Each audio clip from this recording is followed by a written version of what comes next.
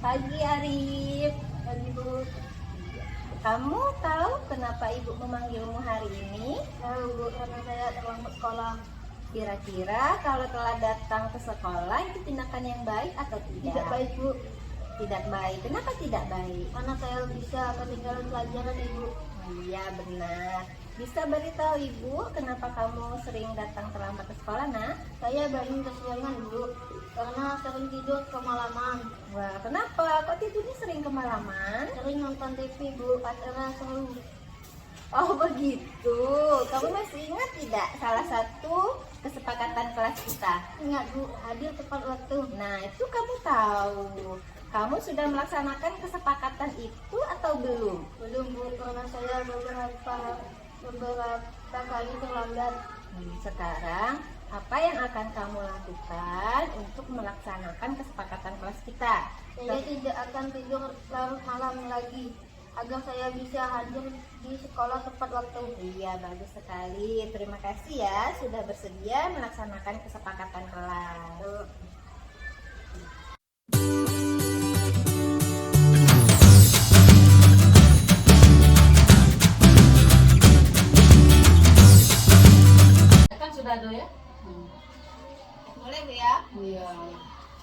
Assalamualaikum warahmatullahi wabarakatuh. Waalaikumsalam warahmatullahi wabarakatuh.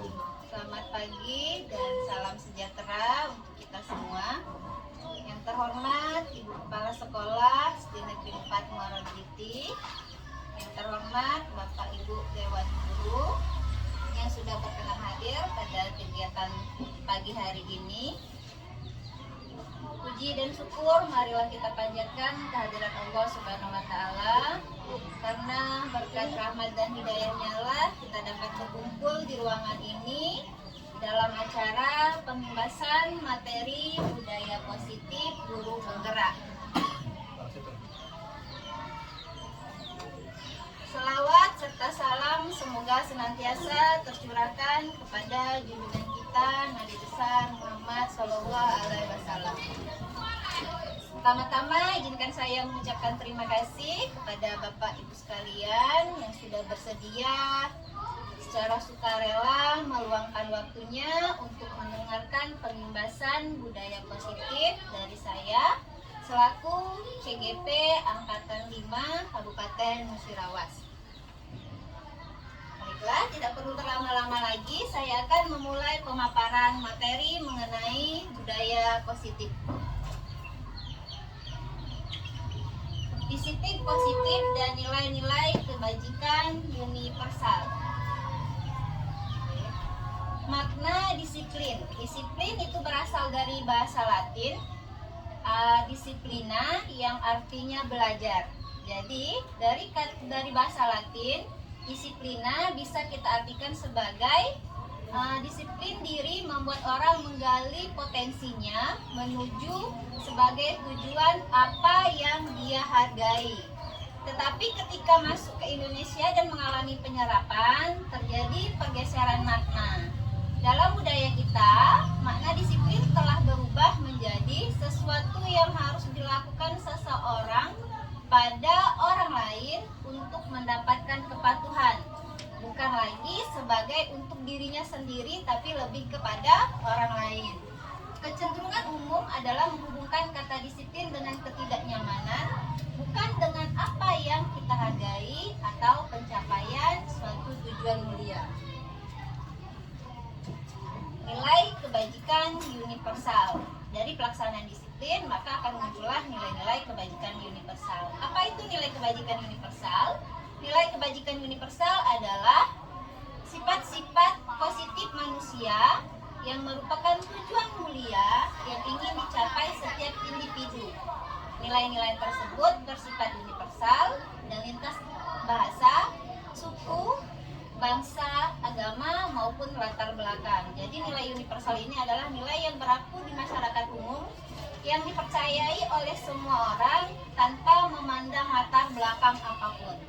Nilai-nilai universal yang coba dikembangkan oleh Menteri Pendidikan kita saat ini dikenal sebagai nilai profil pelajar Pancasila. Apa saja nilai-nilainya? Di sini ada 6 nilai dari nilai-nilai profil Pancasila. Yang pertama, beriman, bertakwa kepada Tuhan Yang Maha Esa dan berakhlak mulia. Yang kedua, mandiri. Yang ketiga, bernalar kritis. Yang keempat, kebinekaan global. Yang kelima, bergotong royong. Dan yang terakhir adalah kreatif. Itulah 6 nilai dari profil pelajar Pancasila yang coba kita kembangkan dan sedang digalakkan oleh Menteri Pendidikan kita saat ini. Oke, selanjutnya kita masuk ke teori motivasi, hukuman dan penghargaan serta restitusi. Dalam bertindak atau berperilaku, manusia cenderung dipengaruhi oleh 3 hal. 2 hal dari eksternal atau dari pengaruh dari luar, dan 1 hal berasal dari dirinya sendiri. Kita mulai dari yang pertama, yang memotivasi manusia adalah untuk berperilaku adalah untuk menghindari ketidaknyamanan atau hukuman. Seseorang yang berperilaku seperti ini, di dalam dirinya dia selalu ingin melakukan sesuatu itu karena ketidaknyamanan atau karena takut dihukum, bukan karena kesadaran dari dirinya sendiri. Yang kedua, seseorang berperilaku hanya untuk mendapatkan imbalan atau pujian dari orang lain. Jadi dia akan bertindak atau berperilaku jika dia mendapat imbalan atau pujian. Nah, yang seharusnya kita terapkan adalah yang ketiga, yaitu berperilaku karena kita menghargai diri kita sendiri. Yang dipikirkannya adalah saya akan menjadi orang yang seperti apa bila saya melakukannya, tidak terpengaruh oleh imbalan atau pujian ataupun hanya karena takut dihukum. Kita masuk ke pengertian merdeka menurut Ki Hajar Dewantara. Ini berhubungan dengan kurikulum merdeka. Kita masuk ke pengertian merdeka terlebih dahulu. Menurut Ki Hajar Dewantara, merdeka itu artinya tidak hanya terlepas dari perintah, akan tetapi juga cakap buat memerintah diri sendiri. Berikut cuplikan video pembelajaran menerapkan konsep merdeka menurut Ki Hajar Dewantara. Silakan disimak.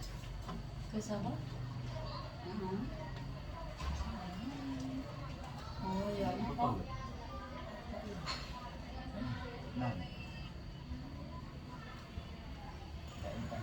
Ini nawangnya, Bu. Coba Bu ngomong langsung. Bu ganti. Ya, jalan.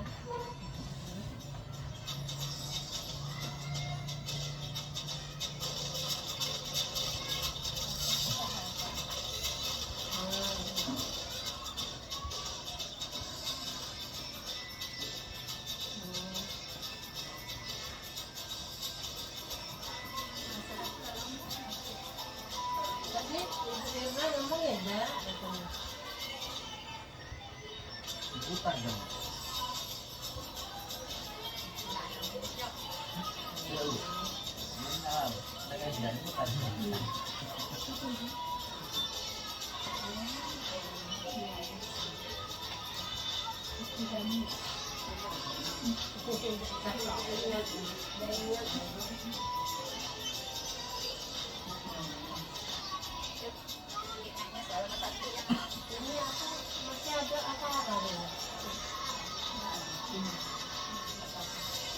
Dapat pembelian. Bisa. Di mana ada? Bisa juga dari di situ ya, Bu. Ya, mulai siangnya nama. Hah? Oh, yang sama.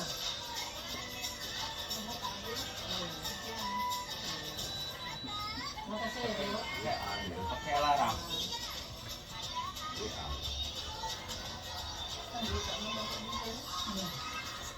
Iya, sama. Tadi memang ibu Yuna disuruh. Berapa kalau di enggak di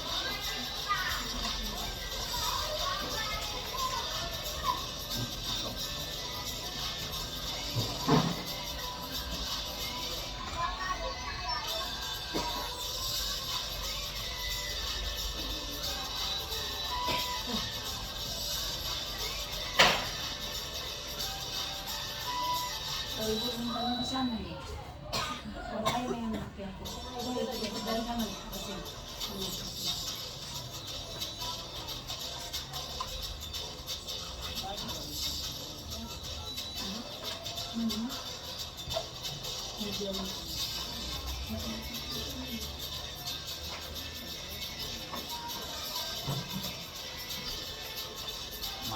April 2021.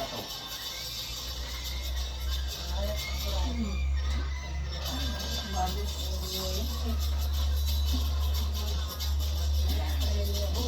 Jalan sih kok tadi Bu. Enggak lah, jalan ini. Enggak berapa itu.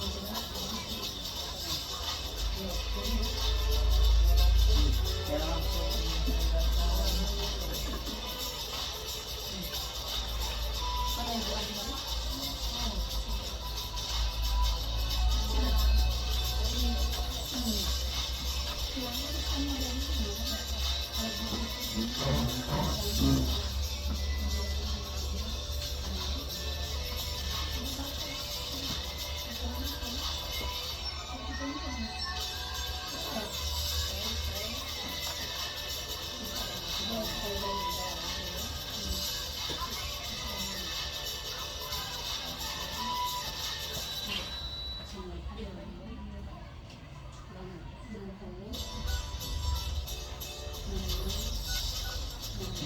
Pagi mengisi.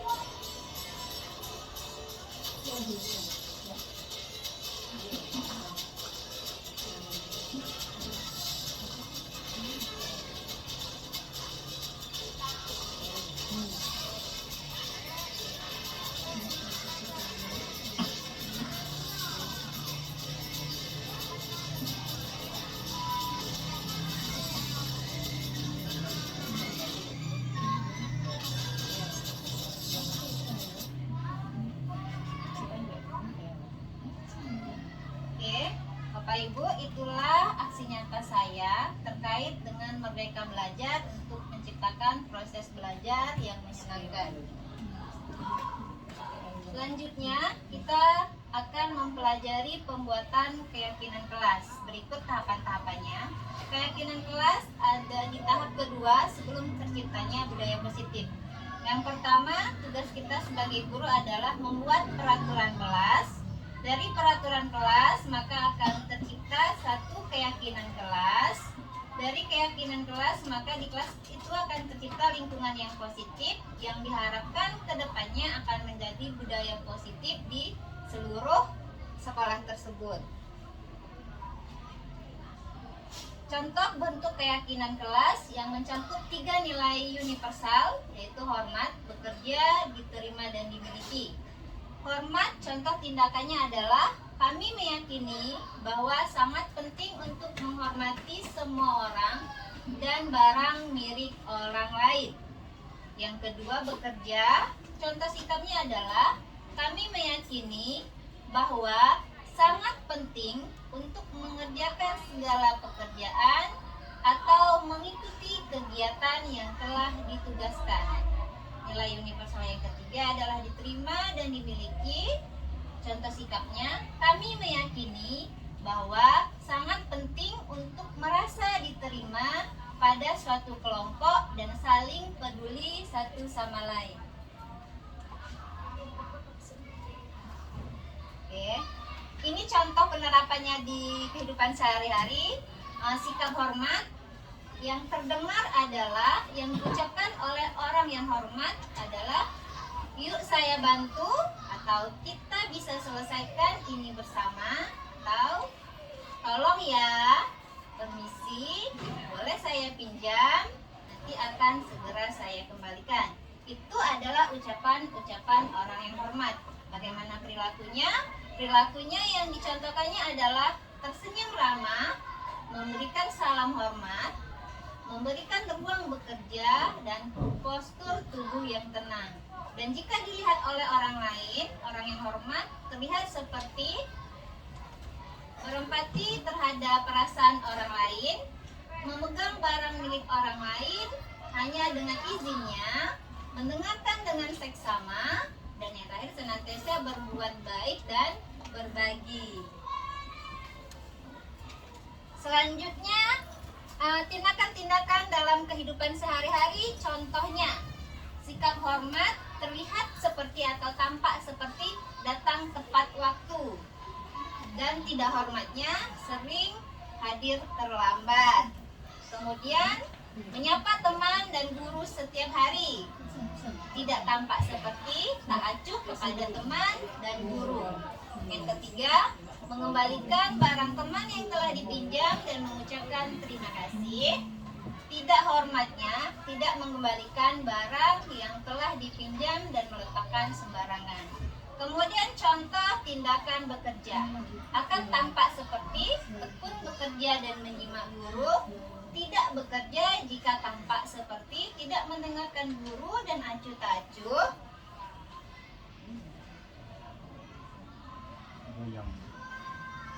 Kemudian yang kedua, menyerahkan tugas tepat waktu, dan jika dia tidak bekerja maka akan tampak seperti tugas tidak diberikan.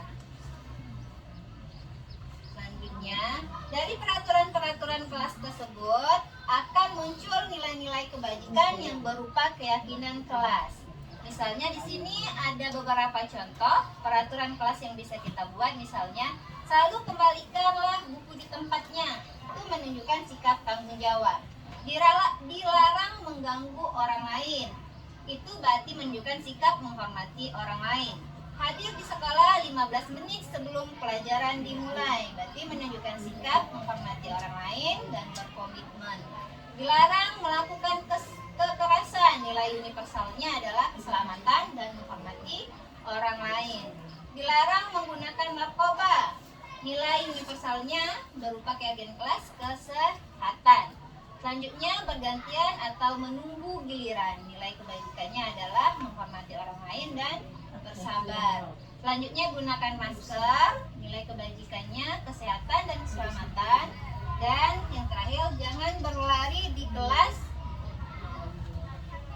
atau koridor, nilai universal keyakinan kelasnya adalah keselamatan dan keamanan. Oke. Sekarang kita masuk ke hukuman konsekuensi. Nanti ada lagi yang namanya restitusi. Apa sih beda hukuman dan konsekuensi? Di sini ada contoh 3 hukuman yang sering kita lakukan dan contoh konsekuensi. Jika dipilih, kita lebih baik melaksanakan konsekuensi daripada hukuman. Apa sih beda konsekuensi dan hukuman? Hukuman itu adalah jika siswa melakukan kesalahan dan kita berikan respon yang tidak berhubungan dengan kesalahan yang dia lakukan. Kalau konsekuensi, jika dia melakukan kesalahan dan dia akan melakukan konsekuensi atau perbaikan sesuai dengan kesalahan yang dia lakukan. Sini ada 3 contoh bentuk hukuman. Yang pertama misalnya mencatat 100 kali di dalam buku buku dengan kalimat saya tidak akan terlambat lagi karena terlambat ke sekolah. Yang kedua, lari mengelilingi lapangan basket 2 kali karena terlambat hadir di sekolah. Yang ketiga, murid diminta untuk push up 15 kali karena tidak menggunakan masker di sekolah. Ini kesalahan-kesalahan yang siswa lakukan, kita berikan hukuman yang sebenarnya tidak nyambung dengan kesalahan yang dilakukannya. Sebaliknya dengan konsekuensi, di sini ada 3 contoh. Yang pertama adalah menggantikan kertas tugas teman yang telah dicoret-coret. Yang kedua, membersihkan tumpahan air di meja tulis karena tersenggol pada saat belajar. Yang ketiga, lari mengelilingi lapangan basket 2 kali karena terlambat 10 menit untuk pelajaran PJOK. Karena dia masih pelajaran PJOK, dia nyambung kalau disuruh berlari.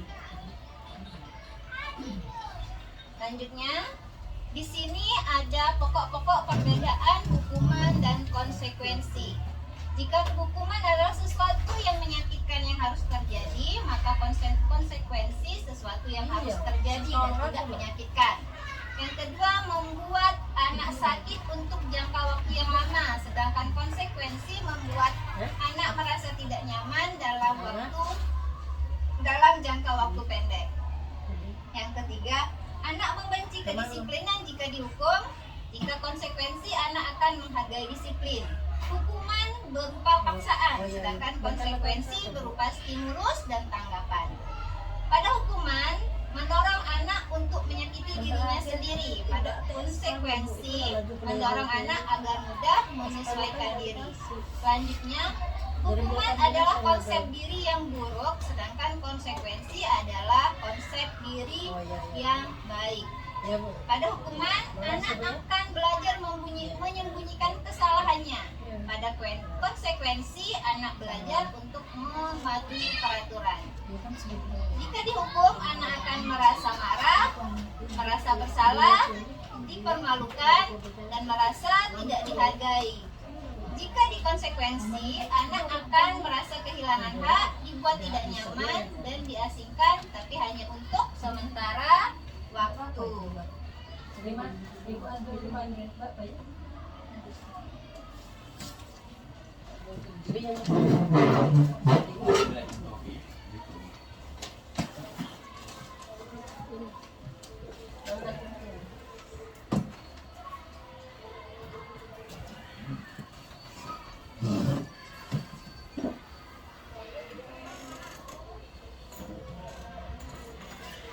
Jika kita memberikan hukuman kepada siswa, artinya kita memberikan identitas yang gagal kepada siswa. Sebaliknya, jika kita melakukan konsekuensi dan restitusi, berarti kita memberikan identitas yang sukses kepada siswa. Selanjutnya adalah ada satu hal yang lebih baik lagi dibanding konsekuensi, yaitu restitusi. Jika hukuman itu berada di bawah sekali, nomor 2 kita beri konsekuensi, dan yang lebih baik lagi adalah restitusi. Apa itu restitusi? Restitusi adalah proses menciptakan kondisi bagi murid untuk memperbaiki kesalahan mereka sehingga mereka bisa kembali kepada kelompok dengan karakter yang lebih kuat. Restitusi juga merupakan proses kolaboratif yang mengajarkan murid untuk mencari solusi untuk masalah mereka sendiri dan membantu murid untuk berpikir tentang orang seperti apa yang mereka ingin menjadi atau tujuan dari diri mereka dan bagaimana mereka harus memperlakukan orang lain.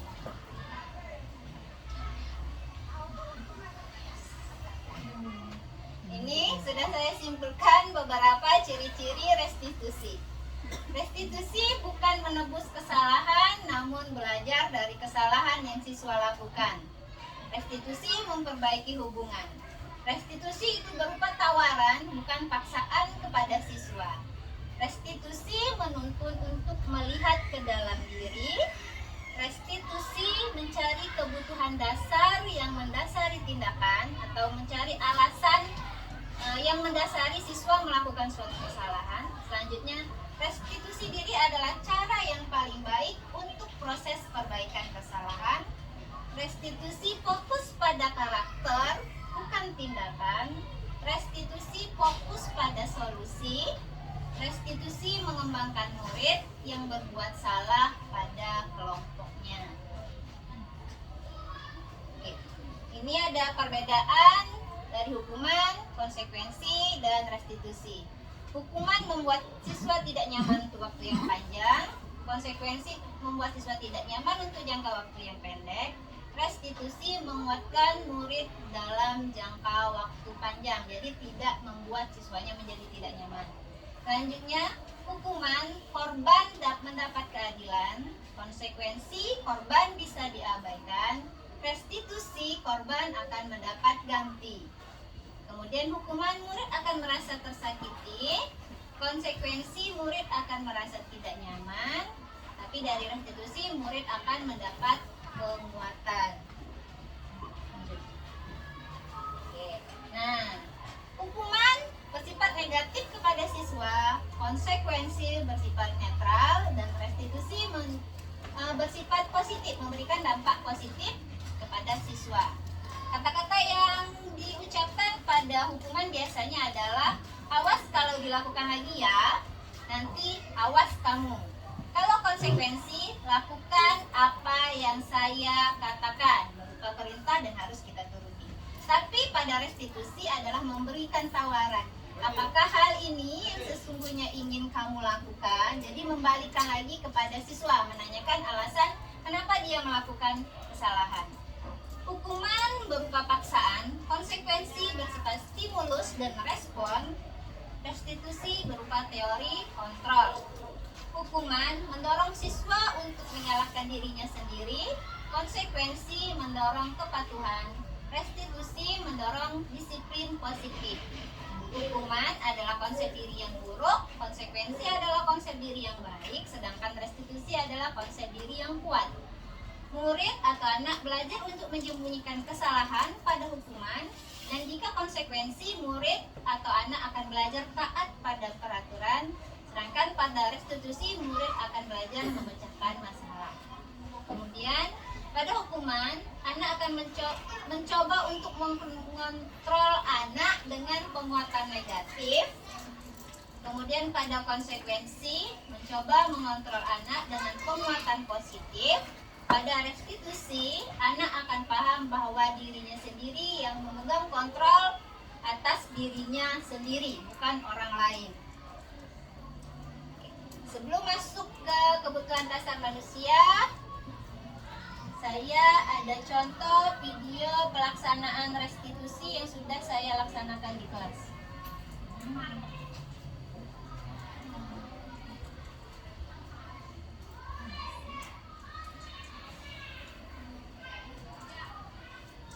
Silakan di sini.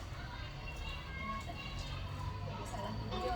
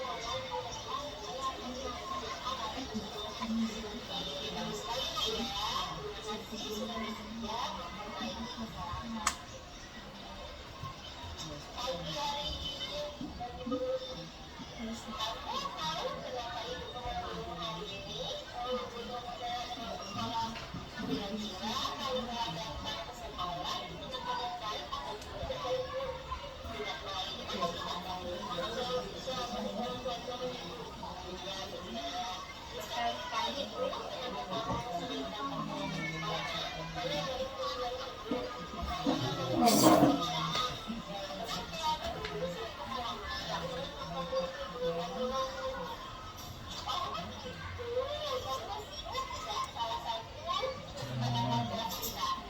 Memuat Arifin.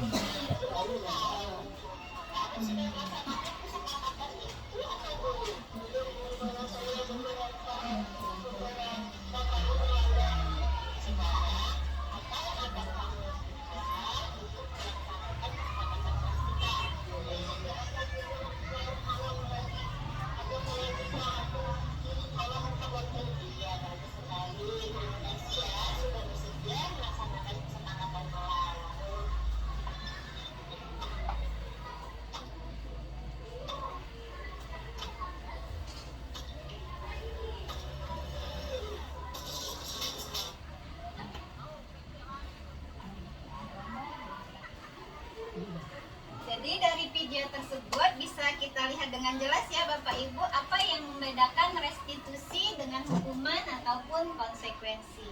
Jika restitusi kita bertanya dulu kepada siswa apa alasan yang melatar belakangi dia melakukan kesalahan tersebut. Kalau misalnya hukuman kita langsung memberikan hukuman dan langsung menyalahkan jika siswa tersebut melakukan suatu kesalahan.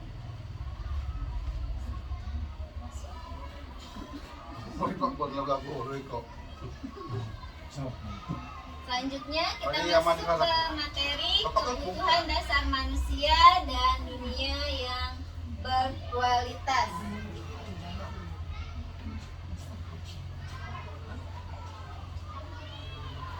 Kebutuhan dasar manusia itu ada 5. Yang pertama adalah survival atau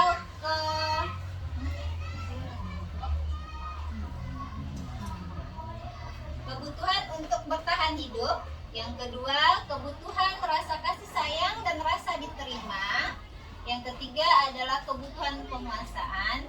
Yang keempat, kebutuhan akan kebebasan. Yang kelima adalah kebutuhan akan kesenangan. Jika siswa melakukan kesalahan, kita analisis dulu alasan dibalik dia melakukan kesalahan tersebut berdasarkan 5 kebutuhan yang harus dimiliki oleh seorang manusia. Di sini ada contoh kasus dan contoh kasus ini akan membedakan tindakan-tindakan guru tersebut jika anak tersebut memiliki kebutuhan-kebutuhan yang berbeda. Contoh kasusnya akan saya bacakan. Di sini Bu Ambar, guru wali kelas 2A di SD Pelita Harapan, sedang bingung menghadapi ulah salah satu murid di kelasnya yaitu Doni. Beberapa anak di kelas 2A telah datang padanya dan mengeluhkan Doni yang sering meminta bekal makan siang mereka dengan paksa. Jika Anda menghadapi situasi seperti Ibu Ambar, apa yang Anda akan lakukan? Menurut Anda, kira-kira apa alasan Doni melakukan hal tersebut?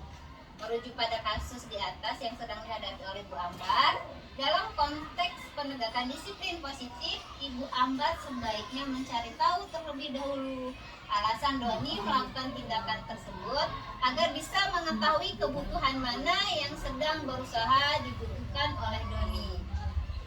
Kebutuhan-kebutuhan yang dibutuhkan oleh Doni akan mempengaruhi tindakan perbaikan yang dilakukan oleh guru. Yang pertama,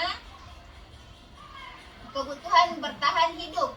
Jika dari kasus tersebut dan guru bertanya pada Doni apa alasan dia melakukannya, dan jika Doni menjawab karena ia lapar, berarti kebutuhan dasar yang sedang berusaha dipenuhi Doni adalah kebutuhan untuk bertahan hidup.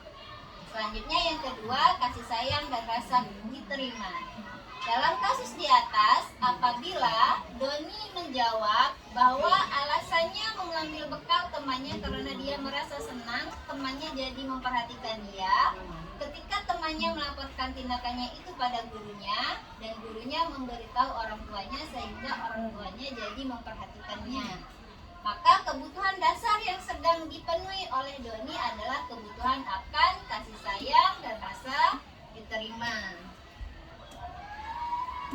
Selanjutnya, kebutuhan akan penguasaan atau pengakuan atas kemampuan.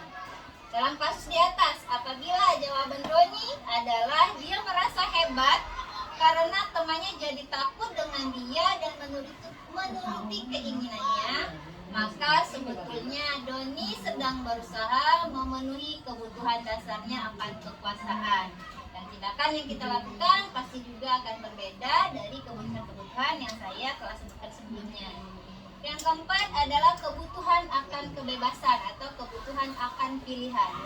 Bila jawaban Doni dalam kasus di atas adalah bahwa dia merasa bosan dengan bekal makanan yang dibawakan ibunya dari rumah, karena ibunya selalu membawakan bekal yang sama, oleh karena itu dia ingin mencoba makanan teman-temannya yang beraneka ragam, maka Doni sedang berusaha memenuhi kebutuhannya akan kebebasan.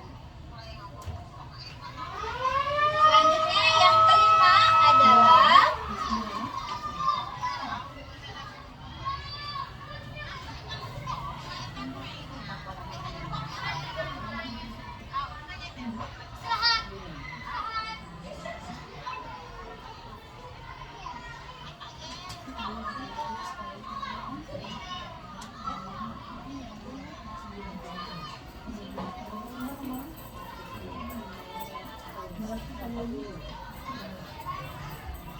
selanjutnya adalah kebutuhan akan kesenangan.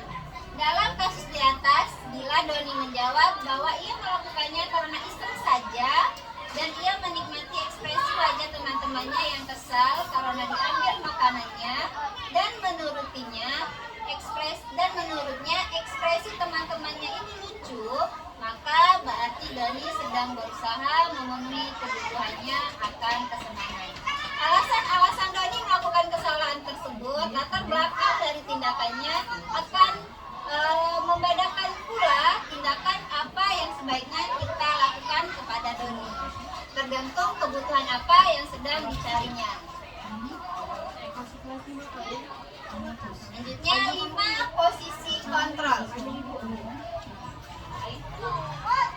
Di sini sebagai guru kita ada 5 posisi kontrol. Yang pertama sebagai penghukum, kedua pembuat merasa bersalah, yang ketiga teman, yang keempat pemantau, dan yang kelima adalah sebagai manajer. Oke, jika sebagai penghukum, guru akan berkata patuhi aturan saya atau awas, atau kamu selalu saja salah, atau selalu yang terakhir selesai. Guru seperti ini senantiasa hanya percaya ada satu cara agar pembelajaran bisa berhasil, yaitu hanya dengan cara guru tersebut. Seorang penghukum identik dengan suara yang tinggi, bahasa tubuh dengan mata melotot dan jari menunjuk-nunjuk serta menghardik. Kemungkinan murid marah dan memendam atau bersifat agresif. Bisa saja sesudah kembali duduk, murid tersebut akan mencoret-coret bukunya atau meja tulisnya. Lebih buruk lagi, sepulang sekolah murid melihat motor atau mobil bapak ibu guru akan menggores kendaraan tersebut dengan paku. Jadi sebaiknya posisi sebagai kontrol ada baiknya kita hindari. Yang kedua adalah pembuat merasa bersalah. Kata-kata yang keluar dari mulut seorang guru yang mengambil posisi kontrol sebagai pembuat merasa bersalah adalah, ibu sangat kecewa sekali dengan kamu. Berapa kali bapak harus memberitahu kamu ya? Gimana coba kalau orang tua kamu tahu kamu berbuat seperti ini? Pembuat merasa bersalah identik dengan suara yang mengeras, halus, sedih, dan bahasa tubuh yang merapat pada anak serta lesu. Di sini, jika guru mengambil posisi kontrol sebagai pembuat merasa bersalah, murid akan merasa bersalah telah mengecewakan ibu atau bapak gurunya. Murid akan merasa menjadi orang yang gagal dan tidak sanggup membahagiakan orang lain. Nah, jadi sebaiknya sebagai pembuat merasa bersalah, kalau bisa juga kita hindari, karena akan membuat anak merasa berkecil hati dan merasa tidak berguna. Jadi kemungkinan kedepannya murid itu akan menjadi tidak percaya diri dan menjadi pendiam jika berada di dalam kelas. Selanjutnya adalah posisi kontrol sebagai teman. Mereka akan berkata, ayo bantulah demi Bapak ya. Ayo ingat, tidak bantuan Bapak selama ini. Ya sudah, kali ini saja tidak apa-apa, nanti Ibu bantu bereskan. Di sini, murid akan merasa senang dan akrab dengan guru. Ini termasuk dampak positif. Hanya saja, di sisi negatif, murid akan tergantung pada guru tersebut. Bila ada masalah, dia merasa bisa mengandalkan guru tersebut untuk membantunya. Jika guru mengambil posisi sebagai teman, dilakukan sesekali saja. Jangan terlalu sering, karena efek negatifnya jika guru tersebut berperilaku sebagai teman, murid cenderung ketergantungan kepada guru tersebut, dan jika suatu hari gurunya diganti atau gurunya berhalangan, kemungkinan tindakan atau sikap tersebut dan sikap anak tersebut akan berbeda. Selanjutnya adalah posisi sebagai pemantau. Pertanyaan yang akan diajukan sebagai seorang pemantau adalah peraturannya apa? Apa yang telah kamu lakukan? Sanksi atau konsekuensinya apa? Ini jika sebagai pemantau. Jadi guru bertanya akan kesalahan-kesalahan siswanya, bukan guru langsung menuduh. Suara dari seorang pemantau cenderung datar dengan bahasa tubuh yang formal. Hasilnya, murid memahami konsekuensi yang harus dijalankan karena telah melanggar salah satu peraturan sekolah. Guru tidak menunjukkan sikap emosi yang berlebihan dan menjadi marah atau membuat merasa berbuat salah. Jadi ini yang bagus diambil sebagai posisi sebagai pemantau oleh guru. Selanjutnya yang terakhir adalah sebagai manajer. Ini adalah posisi yang paling baik diambil atau dipilih oleh guru dalam menghadapi muridnya. Manajer adalah guru yang mempersilakan murid untuk mempertanggungjawabkan perilakunya, mendukung murid agar dapat menemukan solusi. Seorang manajer akan berkata, apa yang kita yakini, menanyakan kembali kepada siswa keyakinan kelas apa yang telah dibuat sebelumnya. Apakah kamu meyakininya? Kemudian, jika kamu meyakininya, apakah kamu bersedia memperbaikinya? Jika kamu memperbaiki ini, hal ini menunjukkan apa tentang dirimu? Apa rencana kamu untuk memperbaiki hal ini? Manajer identik dengan suara yang tulus, bahasa tubuh yang tidak kaku dan mendekat kepada murid. Jadi seorang manajer akan bertanya, mengembalikan kesalahan-kesalahan yang dilakukan siswa tersebut, mengingatkan kembali keyakinan atau peraturan kelas yang telah disepakati, terus menanyakan solusi apa yang bisa dilakukan siswa tersebut untuk memperbaiki kesalahannya. Pada posisi manajer, guru akan mengembalikan tanggung jawab pada murid untuk mencari jalan keluar permasalahannya, tentu dengan bimbingan guru. Di sini ada beberapa contoh pertanyaan-pertanyaan sehingga kita bisa membedakan posisi kontrol apa yang sedang dijalankan oleh guru tersebut dari pertanyaan-pertanyaan yang telah tersedia. Saya kecewa sekali dengan kamu. Jika Bapak Ibu Guru mengucapkan kalimat itu, berarti Bapak Ibu Guru sedang berada di posisi kontrol sebagai pembuat merasa bersalah. Jika Bapak Ibu berkata, kamu tidak pernah benar melakukannya, berarti Bapak Ibu sebagai penghukum. Atau jika Bapak Ibu berkata, ayolah, lakukan demi Ibu atau Bapak. Artinya, Bapak Ibu sedang mengambil posisi sebagai pemantau. Sebagai teman. Jika Bapak Ibu bertanya, apakah kamu mau mendapatkan stiker bintang hari ini? Berarti Bapak Ibu saat itu sedang menjalankan posisi kontrol sebagai pemantau. Selanjutnya, jika Bapak Ibu sedang bertanya pada muridnya dengan menggunakan kata-kata, bagaimana kamu Ibu jalankan adalah sebagai manajer. Dan yang terakhir, jika Bapak Ibu berkata, kamu selalu yang paling terakhir, berarti Bapak Ibu sedang menjalankan sebagai posisi sebagai penghukum. Jadi, yang sebaiknya dihindari kita sebagai guru adalah posisi sebagai penghukum dan pembuat merasa bersalah, karena itu akan menimbulkan efek emosional yang positif, yang negatif pada diri siswa. Selanjutnya, penerapan segitiga restitusi. Segitiga restitusi ada 3 tahap. Yang pertama, menstabilkan identitas. Yang kedua, menanyakan keyakinan. Yang ketiga adalah memvalidasi kebutuhan. Ini adalah langkah-langkah yang sebaiknya kita lakukan jika siswa tersebut melakukan suatu kesalahan. Oke. Dalam menstabilkan identitas, ini beberapa perkataan-perkataan yang bisa kita contoh atau bisa kita tanyakan kepada siswa jika siswa melakukan kesalahan. Pertama adalah kita bisa berkata, berbuat salah itu hal yang manusiawi. Tidak ada manusia yang sempurna. Bapak atau Ibu juga pernah berbuat salah. Kita pasti bisa menyelesaikan permasalahan ini. Bapak atau Ibu tidak tertarik untuk mencari tahu siapa yang benar dan siapa yang salah. Bapak atau Ibu lebih tertarik untuk menyelesaikan masalah.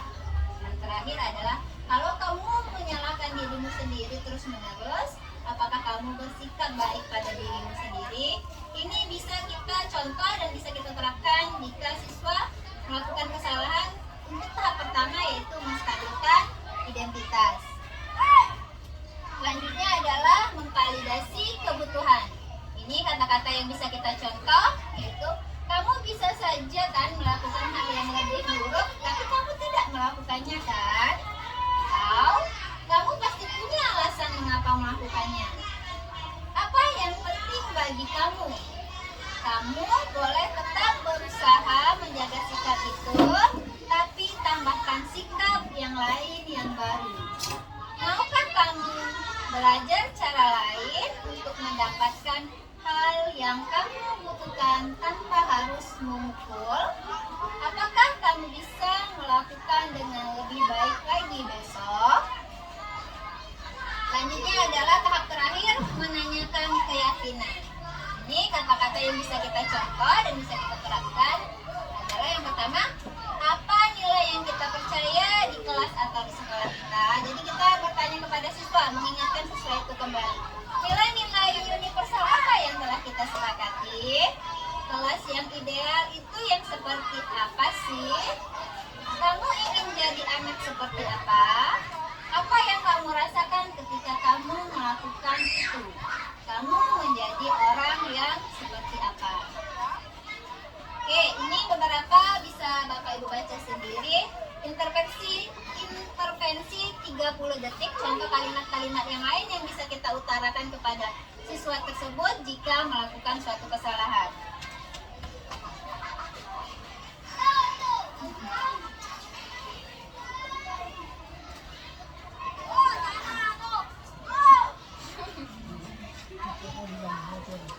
Tanya, Pak.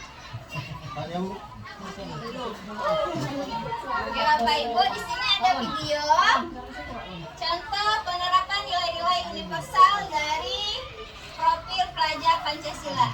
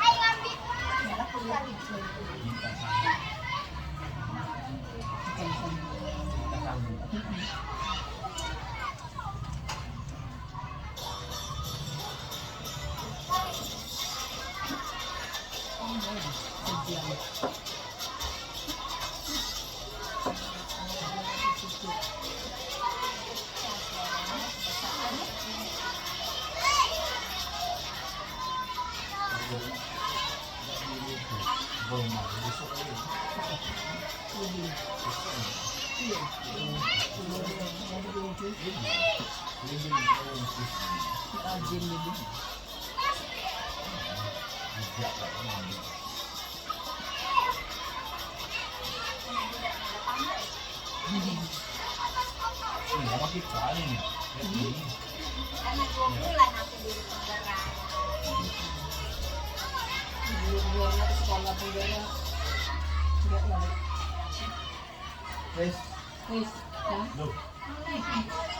Wis mah kita masih dong video ini. Masih berputar. Panen ya.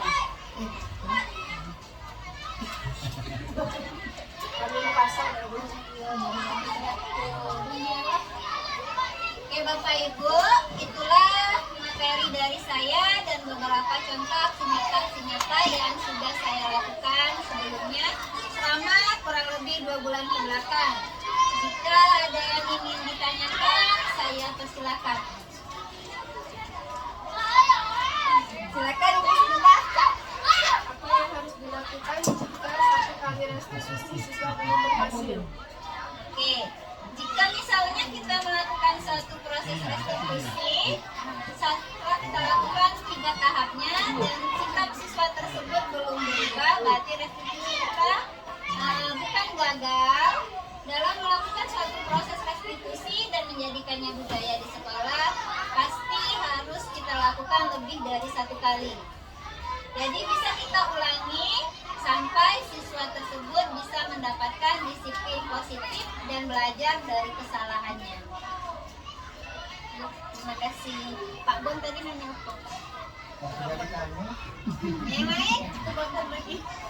Nah, itu dulu. Enggak lah. Habis.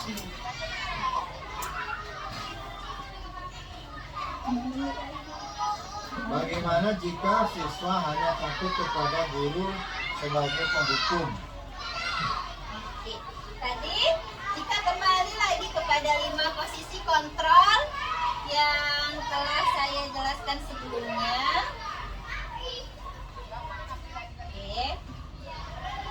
Bagaimana jika siswa hanya takut kepada penghukum dan tidak akan menghormati kita jika kita mengambil posisi sebagai teman, pemantau, ataupun manajer. Di sini kita bisa melakukan pendekatan. Jika kita awalnya untuk mencapai tahap manajer ini kita banyak sekali yang harus kita lakukan dan pendekatan kepada siswa tersebut. Ada beberapa tahap. Jika kita awalnya sebagai penghukum, kita bisa mendekatkan diri kepada siswa sebagai pembuat merasa bersalah terlebih dahulu. Kemudian kita bisa menjadi sebagai teman kepada siswa tersebut. Dan jika siswa tersebut sudah nyaman dengan kita bisa ke tahap selanjutnya yaitu sebagai pemantau. Kita jika sudah berhasil ke sini, kita bisa menjadi mengambil kontrol posisi sebagai manajer. Saya tahu hal ini tidak akan mudah, namun jika kita melakukannya dengan sungguh-sungguh dan secara bertahap, pasti akan ada tujuan positif yang bisa kita capai dari hal-hal perbaikan yang telah kita lakukan. Terima kasih. Tambahan Oke, Bu. Bapak, apa? Oh ya, silakan. Gini, biasanya kalau anak-anak itu nyaman dengan kita, terlalu dekat dengan kita, dia apa namanya? Tidak ada rasa takut dengan kita. Iya, makanya tadi sudah saya singgung tadi sebagai posisi sebagai teman tadi, sebaiknya kita lakukan sesekali, jangan terus menerus. Boleh kita bertindak sebagai teman kepada siswa, namun jangan terlalu sering. Takutnya siswa itu hanya akan merasa nyaman kepada kita. Dan jika suatu saat gurunya berganti atau bapak ibu wali kelasnya sedang tidak masuk, tindakan atau sikapnya itu akan berbeda kepada guru yang lain.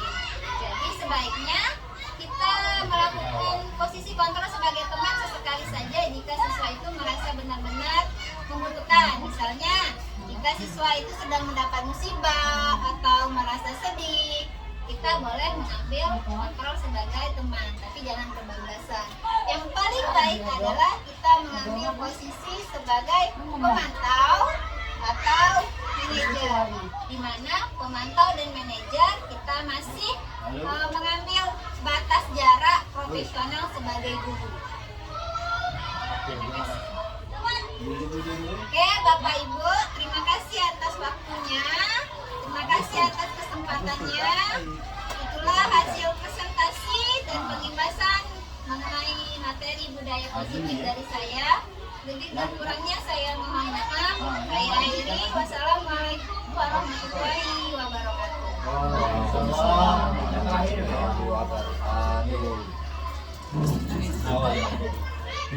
Mau 9, mau lepas lah. Jadilah.